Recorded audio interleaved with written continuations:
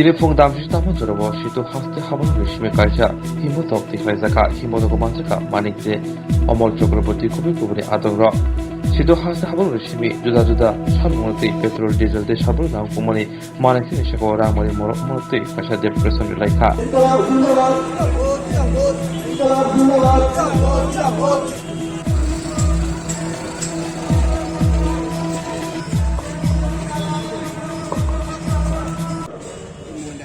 আপনারা কম বেশি অবগত আছেন গোটা দেশে পরিবহন শিল্পের সঙ্গে যুক্ত হলো প্রায় 10 কোটি মানুষ এবং এর অধিকাংশ হলো শ্রমজীবী, আবার কিছু মালিকও আছে। আজকে এই পরিবহন শিল্প হলো ভারতবর্ষের সবচেয়ে বড় কর্মসংস্থানের ক্ষেত্র। এই শিল্পটাকে একেবারে সর্বনাশ করে বাড়িতে ঢুকিয়ে দেওয়ার ব্যবস্থা করেছেন বিজেপি নেতৃত্বাধীন সরকার। পেট্রোল ডিজেলের দাম 30 টাকার পেট্রোল কেন্দ্র রাজ্যে ট্যাক্স সহ বিক্রি হচ্ছে 95 টাকা, আর 31 টাকার পেট্রোল বিক্রি হচ্ছে 105 টাকা দামে। এই হলো গিয়ে পরিস্থিতি। যন্ত্রাংশের দাম, টায়ার, টিউব, লুব্রিকেটিং, প্রত্যেকটা যন্ত্রাংশের দাম আগে যা ছিল নানা ধরনের ট্যাক্স বসিয়ে এটা প্রায় 4 গুণ বেড়ে গেছে।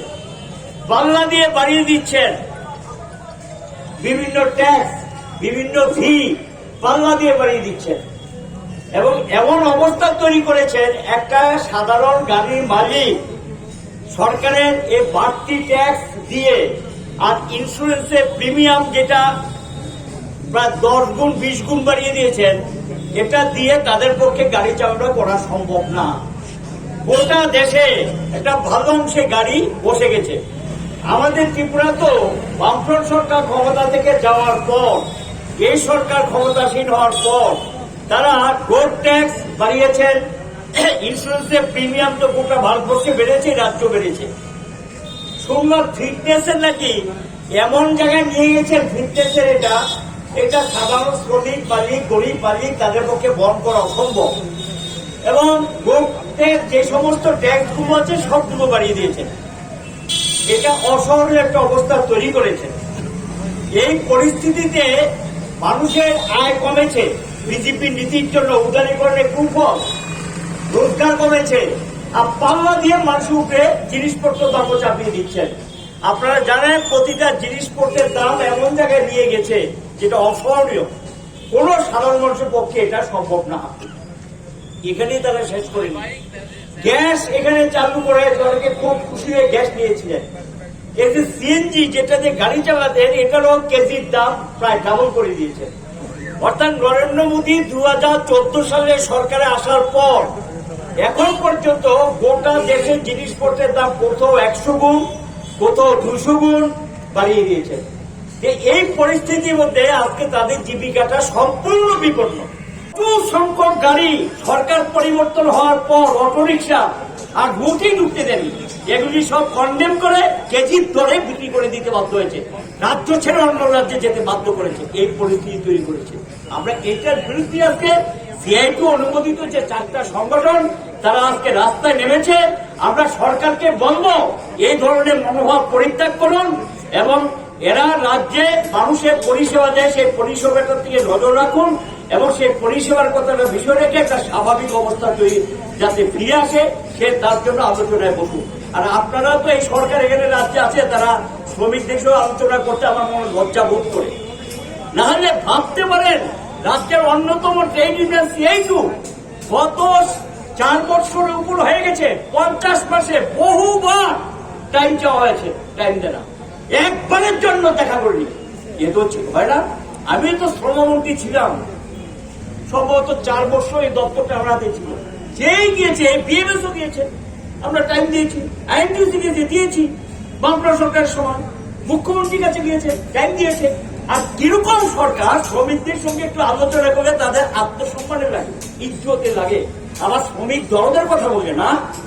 5টা মিনিটের জন্য বসতে চান না, আজকেও টাইম দিয়েছে, শুনলাম নাকি টাইম পরে আবার ক্যান্সেল করে দিয়েছে, এই সমস্ত করছে। তাহলে এই সরকার কতটুকু শ্রমিক বিরোধী, আমজনতা বিরোধী, গরিব বিরোধী এবং শ্রমিক এবং আমজনতা গরিবের শত্রু এই সরকারটা, এবং যাদের মানুষের প্রতি সম্মান মর্যাদা দেওয়া তাদের ভাষার মধ্যে নেই, তাদের বিধানও লেখা নেই। যদি এটার বিরুদ্ধে আন্দোলন চলছে, জেনে রাখো এ রাজ্যের শ্রমিক শ্রেণী, শ্রমজীবী জনগণ, গণতান্ত্রিক মানুষ ঐক্যবদ্ধভাবে হয় তারা নীতি পাল্টাবে, নতুবা মানুষ সরকার থেকে পাল্টিয়ে দেবেন এবং এই সরকারকে পাল্টিয়ে দেওয়ার জন্য আমজনতা রাস্তায় নামতে বাধ্য হবে। এই পরিস্থিতি তারা তৈরি, এটার বিরুদ্ধে ঐক্যবদ্ধ আন্দোলন আজকে এই কর্মসূচি। ধন্যবাদ। যাত্রী সাধারণ ক্ষতিগ্রস্ত হবে এবং গাড়ি যারা চালিয়ে জীবিকা নির্ভর তারাও ক্ষতিগ্রস্ত হবে এবং এই জায়গাটার মধ্যে সরকার এখন বাধ্য করছে তাদেরকে মিটার নেওয়ার জন্য। মিটার তো ভারতবর্ষে অধিকাংশ রাজ্যে ছিল, সব মিটার। আমি দিল্লিতে যতবার গিয়েছি একবারও মিটারে অটো ঢুকতে পারিনি, বলে না আমরা মিটারে যাবো না, ওই চুক্তিতে গিয়ে কথাবার্তা মতো চুক্তিতে গিয়ে যাচ্ছে। এই যেখানে পরিস্থিতি, এক একটা মিটার কিনতে 3 থেকে 5,000, যেখানে যা খুশি সেখানে টাকা নিচ্ছে, কি করে চলবে? এটা কি? এটা কোন ধরনের শখ? মনে আসবো করে দিবা। আরে আগে যাত্রীদের সঙ্গে বসো, শ্রমিকদের সঙ্গে বসো, সবকটা ইউনিয়নের সঙ্গে আলোচনা করো, করে গিয়ে সেখানে যাতে একটা সিস্টেম আনা যায়। যাত্রীদের অসুবিধা শ্রমিকদের মেনে নিতে হবে, তাদের যাতে অসুবিধা না হয়। আবার শ্রমিকরাও গাড়ি চালাতে গেলে তার যে একটা খরচ আছে, তার যে একটা পরিবার আছে, এটাও যাত্রী সাধারণ বুঝতে হবে। উভয়ের মধ্যে আমরা চাই একটা সুসম্পর্ক, তা না করে রাজ্যের শ্রমিক মালিকের মধ্যে বিরোধ বাঁধিয়ে দেওয়ার জন্য সময়ে সময়ে এই ধরনের সিদ্ধান্তগুলো নিচ্ছেন। আমরা সরকারকে বলবো দেরি না করে তাড়াতাড়ি বসে এই সমস্যাটার একটা সমাধান তাদের করা উচিত। গায়ের জোরে এসব করা যায় না, জোর জবরি করে এগুলো করা যায় না, হওয়া উচিতও না। যে কোনো আইন বলবৎ করতে গেলে মানুষকে বুঝাতে হবে, যাদের জন্য আইন তাদেরকেও বুঝাতে হবে, বুঝিয়ে দেবো সেটাকে কার্যকরী করতে হবে। আমরা এটাই চাই এবং এই যে সম্পর্কটা এটা আজকে খারাপ জায়গায় নিয়ে গেছে। কাজে সরকারের এই ধরনের পদক্ষেপ আগামী দিনে পরিবহনটাকে দুর্বল করে দিয়েছে। তারা আরো বেকার হবেন, কর্মচ্যুতি ঘটবে, কাজ হারাবেন। সাধারণ মানুষ কম পয়সায় যা পেতেন সেটাও পাবেন না। আমি কেন বলছি, ওরা যে সব করছে, আরবান ট্রান্সপোর্টের 173টা বাস ছিল, কয়টা বাস চলে? 40টা বাসও চলে না। বাকি বাসগুলো কোথায় গেল? কম পয়সা কি করে মানুষ চলবে? এগুলো তো প্রায় বন্ধ হয়ে গেছে। টিআরটিসির প্রায় এটা তুলিয়ে দিয়েছে, তো মানুষ কোথায় যাবে? তাকে অটো ব্যবহার করে, হয়নি অটো ব্যবহার করে। অটোর ক্ষেত্রে সেখানে ড্রাইভারের সঙ্গে যাত্রী সাধারণের একটা নেগোসিয়েশন হয় ভাড়া নিয়ে। ড্রাইভার এত বললো, সে এত বললো, আল্লাহ আলোচনার মাধ্যমে নির্ধারণ করে চলবে, একটা সুব্যবস্থার মধ্যে চলছে। এখানে এটা না করে একটা অস্বাভাবিক পরিবেশ তৈরি করেছে। আমরা এটা তীব্র প্রতিবাদ করছি। সরকারকে বলবো সব কটা ট্রেড ইউনিয়নের সঙ্গে বসুন, যাত্রী সাধারণের যদি কোনো কমিটি থেকে থাকে তাদের সঙ্গে বসুন, বসে একটা সুন্দর সমস্যা এসো, এটি আমরা নামতে বাধ্য হয়েছে। শুধু তাই না, আমরা লক্ষ্য করছি পাল্লা দিয়ে গোটা দেশের মোটর ভেহিকেল অ্যাক্টকে সংশোধন করে এমনটা করে দিয়েছেন, আমেরিকার রাস্তাঘাট, আমেরিকার মানুষের আর্থিক অবস্থা আর ভারতবর্ষের রাস্তাঘাট কি এক? আমেরিকান আইন হুবহু নকল করে এনে ভারতবর্ষের লাগু করে দিয়েছেন। শ্রমিকরা জেলে আছেন, পড়ছেন, কি করে তাকে বের করার কোনো ব্যবস্থা নেই, মালিক দায়িত্ব নিচ্ছেন না। এবং যে সমস্ত জরিমানাগুলো ছিল, এই জরিমানাগুলো পরিমাণ কোথাও 100 গুণ, কোথাও 200 গুণ, কোথাও 300 গুণ বাড়িয়ে দিয়েছে।